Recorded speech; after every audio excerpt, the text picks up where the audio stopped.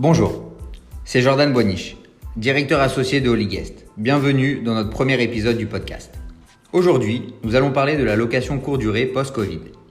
Toute l'équipe d'Holyguest et moi-même espérons que vous et vos proches êtes en bonne santé et que ce déconfinement se passe dans de bonnes conditions. Après plusieurs semaines de crise sanitaire sans précédent, il me semblait nécessaire de vous faire part de notre situation avec les conséquences et opportunités qui découlent de la situation actuelle sur les locations et notre activité. Let's go. Holyguest est une société de gestion immobilière spécialisée dans la location saisonnière à Tel Aviv, Jérusalem et Paris. Alliant un service de proximité et outils technologiques avancés, Holyguest offre une solution d'accompagnement complet pour les propriétaires dans leurs projets d'acquisition, rénovation, ameublement et de location court ou longue durée. Holyguest, c'est une vingtaine de collaborateurs, des milliers de voyageurs du monde entier accueillis chaque année, une centaine d'appartements et propriétaires. Voilà, le 6 mars, Israël ferme ses portes aux visiteurs étrangers suite au risque de contagion. Le mois de mars annonçait le retour d'une belle saison estivale. Malheureusement, la crise sanitaire actuelle a quelque peu renversé la tendance.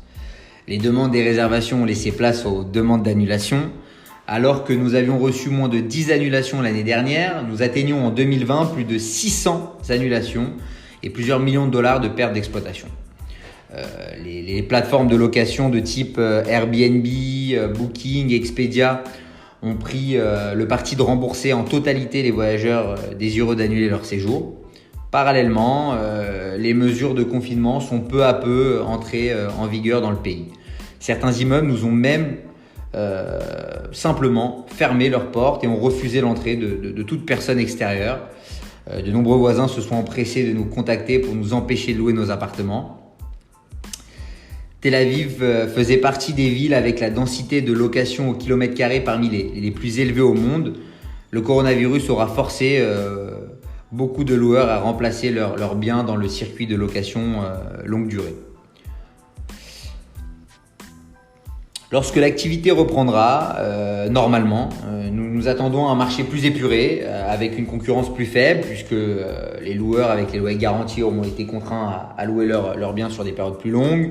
Comme vous pouvez l'imaginer, certains agents et locataires ressentent le tremblement de terre dans notre secteur et y voient une aubaine pour trouver une bonne affaire. Nous sommes approchés plusieurs fois par jour avec des propositions de location au rabais. Nous refusons catégoriquement de brader nos appartements et donc refusons ces offres opportunistes. Nous efforcerons de trouver des locataires au juste prix. À ce jour, tous nos propriétés Holyguest sont dotées de leur visite en 3D.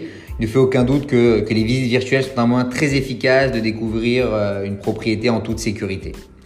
Par ailleurs, j'en profite pour féliciter nos équipes qui ont été exemplaires, tant dans la gestion des annulations, qui est un exercice périlleux pour la réputation de notre société, ainsi que le placement des locataires israéliens, connus pour être les plus simples du monde. Ceci est une private joke, je précise. Suite à ce revirement, nous allons user de nos meilleurs efforts afin de proposer aux Israéliens de l'étranger, seuls à pouvoir entrer en Israël. Aujourd'hui, une grande partie de nos logements sont loués à ces Israéliens, notamment par des diplomates. Nous avons anticipé la fermeture totale de l'espace aérien en contactant nos partenaires des ambassades et nous avons visé juste. On salue d'ailleurs les équipes de l'ambassade d'Israël d'Inde qui séjournent depuis le début de la crise chez nous. Voilà. Pour des raisons logiques, avec la mise en confinement, nous avons favorisé le système de self-check-in nouveau chez Holyguest. Nous sommes même autorisés à refuser et à annuler des réservations pour prendre le moins de risques possible, pour d'éventuelles détériorations d'appartements, nuisances avec les voisins, problèmes avec les copropriétés. Maintenant, passons sur le plan sanitaire. Au bureau, nous mettons à disposition des masques, gants et gel hydroalcoolique pour nos clients. Pareil pour nos équipes sur le terrain et de même pour nos équipes de ménage, avec port de masque et gants obligatoires. Nous avons profité pour pour rafraîchir les appartements qui respirent très peu tout au long de l'année. Voilà. Maintenant, parlons des nouveautés au Ligest. Malgré un quotidien chamboulé, nous avons pris le parti de persister tous les projets en cours. En mai, nous venons de finir 4 appartements avec nos architectes d'intérieur qui seront bientôt en ligne. Au passage, hier nous venons de finir notre 20e appartement de l'année et je profite de cette audience pour féliciter nos architectes, Sahar et Rosie pour leur travail. Mais encore, nous avons créé en interne, avec nos développeurs, notre propre système de gestion avec automatisation et digitalisation de ces derniers. J'en parlerai de façon plus approfondie dans un prochain épisode.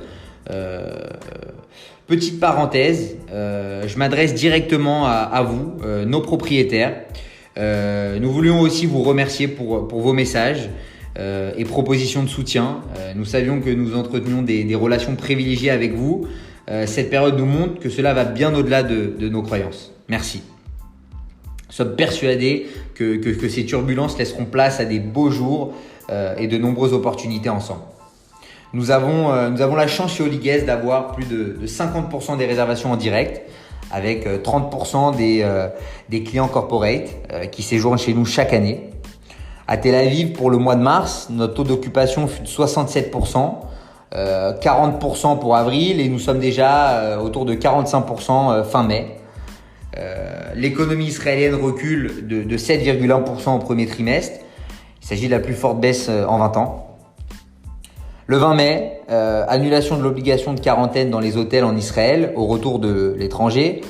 Israël était en train de dépenser tout l'argent des caisses de l'État avec ses hôtels Corona. Je vais même vous donner un exemple.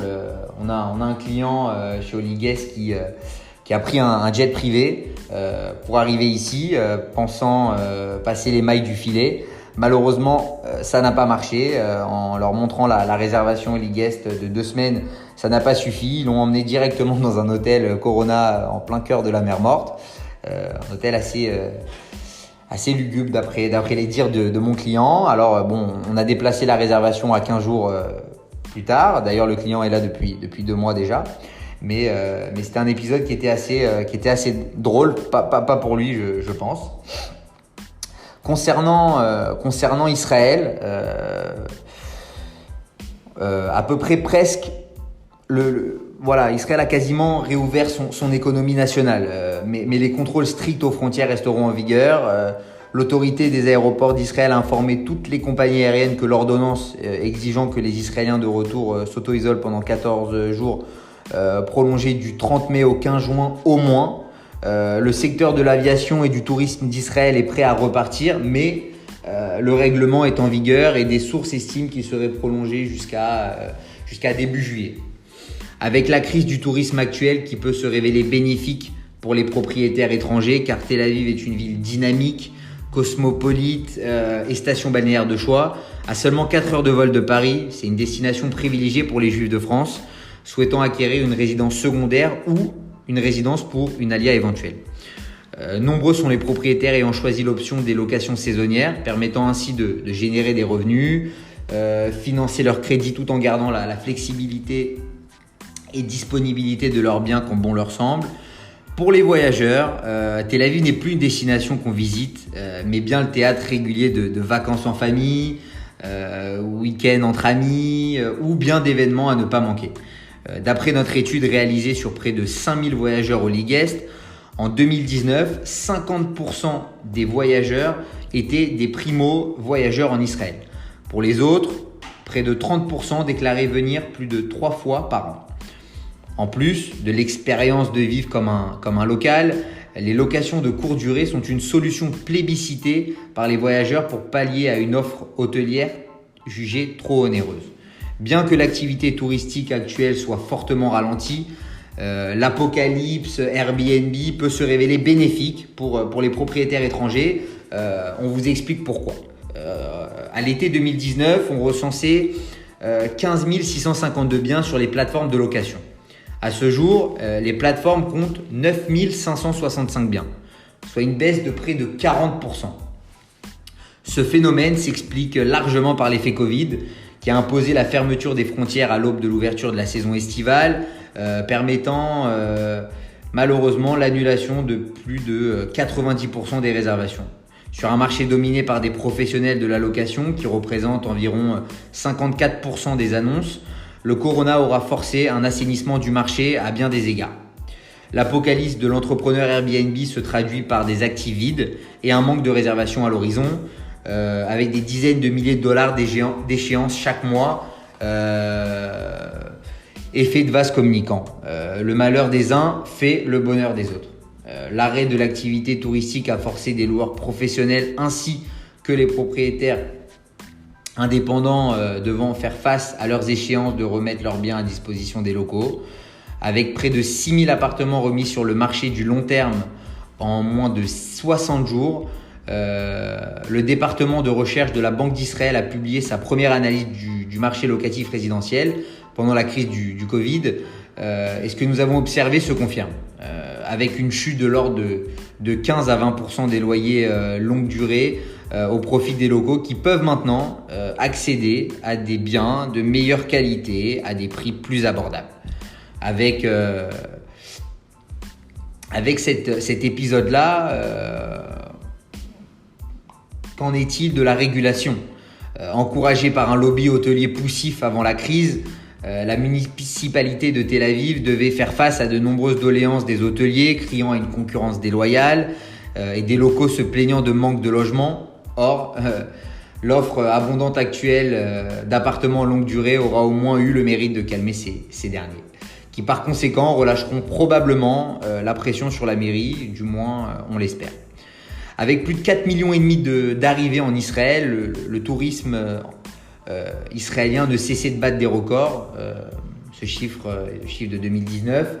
Record de fréquentation pour les sociétés de gestion, professionnels d'entretien, restauration, événementiel, taxi, sont autant de prestataires qui jouissent de cette manne de voyageurs. Dans un contexte où tous les moyens sont bons pour relancer l'économie, mettre en place une régulation et brider cet écosystème nous semble peu probable. La pandémie actuelle aura engendré une crise sanitaire et économique, couplée d'une pseudo-crise politique dans le pays. Espérons que cela ne s'ajoute pas à une crise sociale.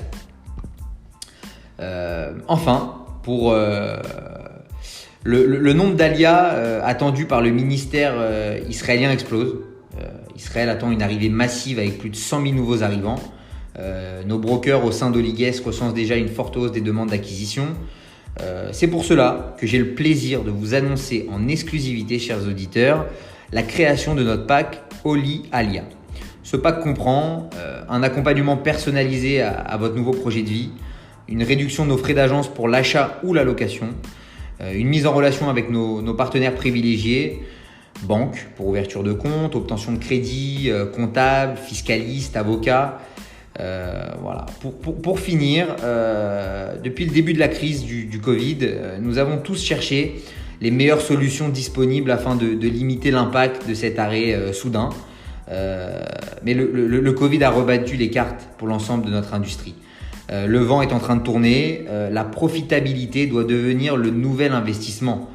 Il est crucial pour la pérennité du secteur de la location court terme dans son ensemble que de se concentrer davantage sur la profitabilité que sur les WC ou les levées de fonds, et ce, quel que soit notre rôle. Voilà, chers auditeurs, comment voyez-vous l'avenir du tourisme et de l'immobilier après la crise du Covid ?